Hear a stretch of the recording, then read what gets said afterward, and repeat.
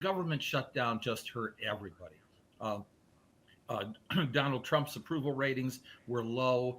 You couldn't think of lower numbers for the Republicans in Congress and the Democratic numbers, Democratic congressional approval. Well, first of all, Donald Trump always wins. And even when he loses, he can spin it. All right, let's dissect all of this with our guest. Joining me on Global Pulse tonight is John Zogby. He's an American pollster and author. He joins us live from Washington, D.C. John Zogby, thank you so much for joining me on Global Pulse tonight. Now, some Democrats are saying, and I quote, accepting nothing but a pinky promise from Republicans is not a compromise, it's capitulation. We know very well that the Republicans have made no promise as far as healthcare subsidies are concerned. What, according to you, made these 8 Democratic senators break rank with their party leadership and cave in and accept this deal? Well, understand that those 8 Democrats have been negotiating right along and are members of what they call a problem solver coalition. So really no surprise that they would step up. The other thing is that the government shutdown just hurt everybody. Uh, Donald Trump's approval ratings were low.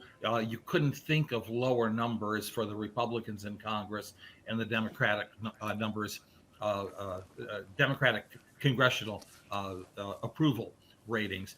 Bottom line is this had to be resolved for the 2026 elections. The American people needed to stop talking about government shutdown because it was hurting a lot of people. The Democrats in particular needed to take this discussion out of the equation.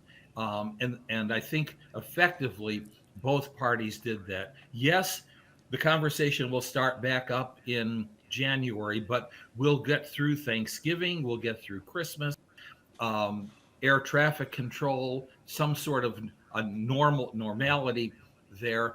SNAP benefits will return. SNAP is a very popular program. And now, what will also continue is this fundamental breach within the Democratic Party, the progressives versus the establishment. You saw something very interesting. The dynamics alone of the minority leader in the Senate, Chuck Schumer, taking the progressive approach of no compromise. Why is he doing that? Because he faces a very serious, in fact, one could argue, losing proposition in a challenge to his seat as the senator from New York State, from Alexandria Cortez, AOC, as they call her, of progressive. So there's a lot going on here. But my assessment, Republicans were very hurt in a week ago in the 2025 elections. Government shutdown had a lot to do with that. They really took a shellacking, if I could use that term. Democrats were hurt, but they won all of the major elections that they faced. They were in the ascendancy. The important thing was to get the bulk of this shutdown off the table for the next couple of months so both parties could regroup and start talking.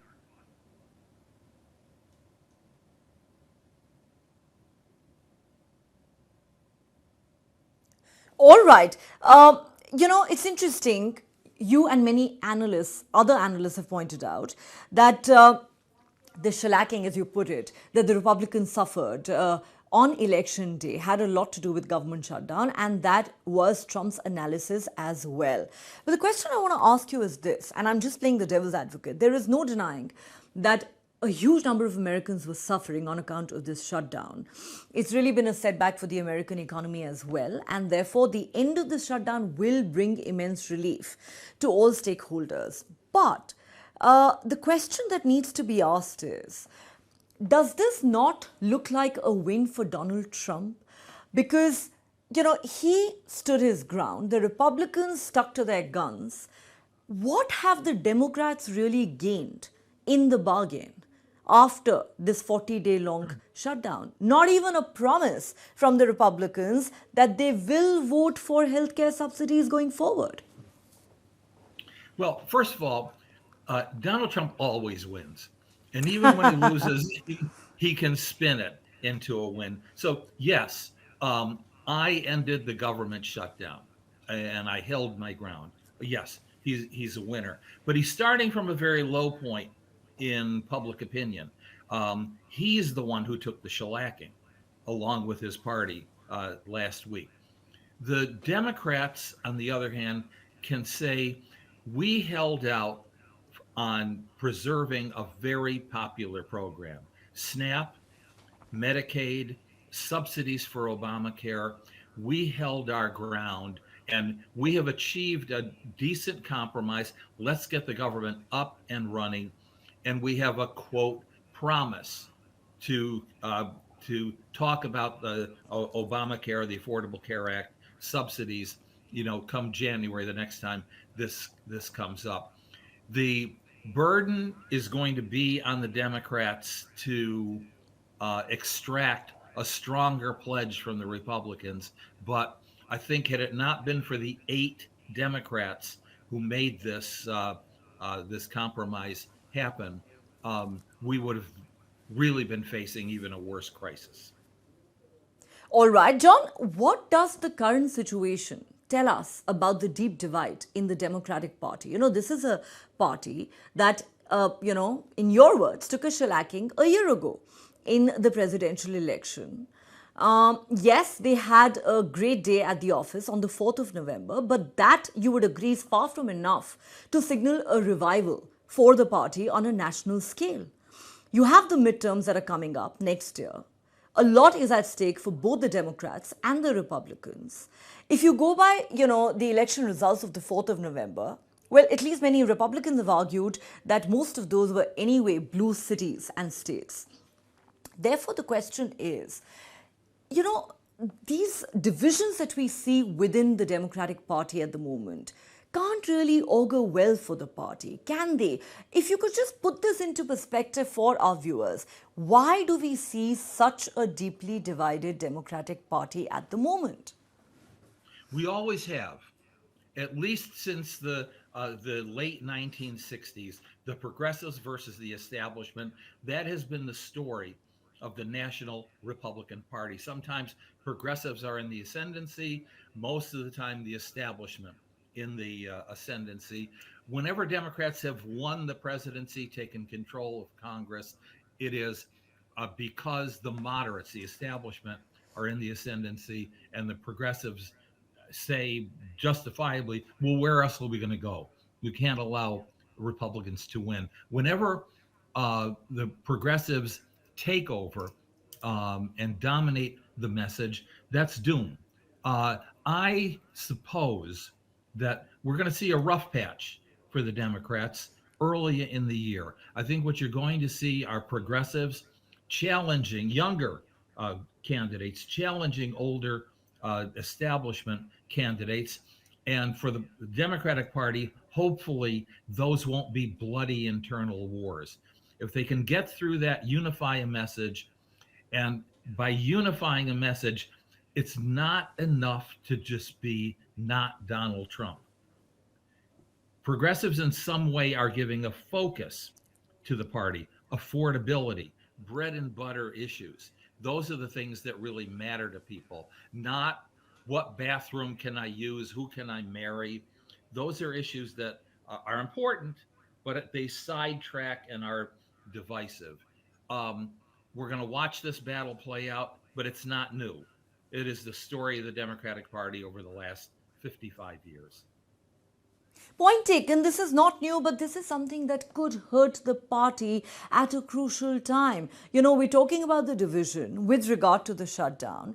There are many who would argue that the Democrats have been deeply divided even over the candidature of Zohran Mamdani, the New York mayor-elect, who seems to have captured the global imagination. Therefore, the problem seems to be deeper for the Democrats, don't you think? Yeah, it is indeed. And intra party battles are not new. The Republicans have their own. You're starting to see some serious chips in this make America great armor. You're seeing some pretty awful things, in fact, coming out. The ugliness of some of the leaders. And I'm talking about uh, Nazi swastikas and anti-Semitism and so on. So this is not a level playing field. Well, it is in many ways a level playing field. Both parties are wounded severely. Both parties are divisive. What's going to determine this election, on one hand, is uh, independents, and thus far, independents recently are supporting Democrats over Republicans. The other thing is, this is very telling on November 4th.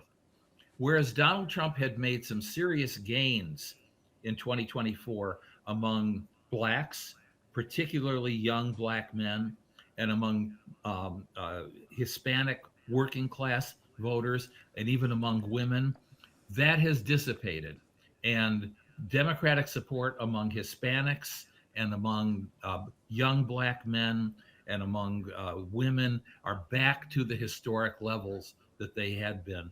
That's something to watch very carefully. All right. What happens next, John? If you could just explain this to our viewers. Now, what this an end to this shutdown would essentially mean is that government funding will have been cleared up to a period of 30th of January. But then, are we likely to see fresh battles erupting? Is this fight really just entering a new phase? And do you believe that in the weeks ahead, the Democrats will be in a position to extract a pound of flesh from the Republicans for this reprieve? Well, one of the things that I'm watching is that internal squabble within the Republican Party, because remember, Republicans have the most threadbare majority in the House of Representatives right now. And so the issue will be on a district by district level, not a national election, but by congressional district and by state. Um, uh, what Republican seats are comfortable for reelection, which are not comfortable for reelection. And that's what we have to look at going into the spring. In terms of this battle over healthcare, that will continue. And I can tell you, when it comes to a battle over healthcare, Democrats win on that one. Democrats win on that one. Also, if you could just explain to our viewers, John, how big a crisis has this shutdown been? This is really the longest government shutdown in American history. Famously, it is Donald Trump that has presided on the two longest government shutdowns in America in his first term and now in his second term. And why is this something that we see happen repeatedly in the United States? For people outside of the US, frankly, it's a very unique, if I may say, even a rather confusing and somewhat amusing phenomenon. We were born as a people, culture, nation, as in freedom, anti-government. People were coming here to escape monarchy, feudalism, and so on. It's baked into our very being that don't tread on me. I'm a free person. So with each generation growing government, at the same time, government steps in to try to solve problems. Oftentimes it creates problems, but that culture of, on one hand, being dependent on government for services and for many people who lose out in our economy, but at the same time, declaring our freedom from government. That is the fundamental battle in American culture. That's not going to go away. And in this instance, we're looking at people who are having a very difficult time buying groceries, buying fuel for their car, getting school lunches together, worried about whether they have a job next week or not in the short term, but also for the robot that may replace me. There's a lot of anxiety and very few long term solutions that are being promoted to the American people. Well, for some outside the US, this may seem strange, but perhaps it's also evidence that America continues to be a thriving democracy. Final question, John, before we let you go. An end to this shutdown, what exactly would it mean for the American people? We know that the SNAP benefits are going to be restored because that's something that's impacted a very large number of people. Of course, civil aviation has been hit in a big way. Hopefully, things will come back on track on that front. Also, as far as job losses are concerned, does this now mean that all those who have been fired in recent weeks will now get their jobs back and will get paid also for this time period? I'm not sure about the second part, being paid for the time period that they lost. It does appear that's what's being said, that all these people are going to be laid off, which kind of makes you scratch your head.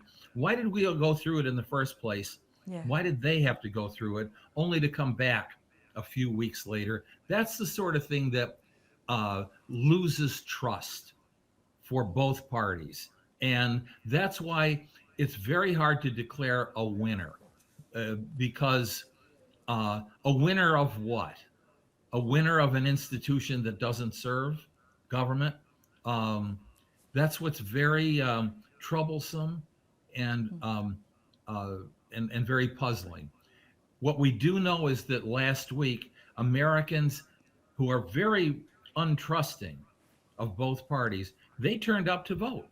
They turned out to vote in actually record numbers. Young people, Especially New York, yes. especially in New York, they want hope.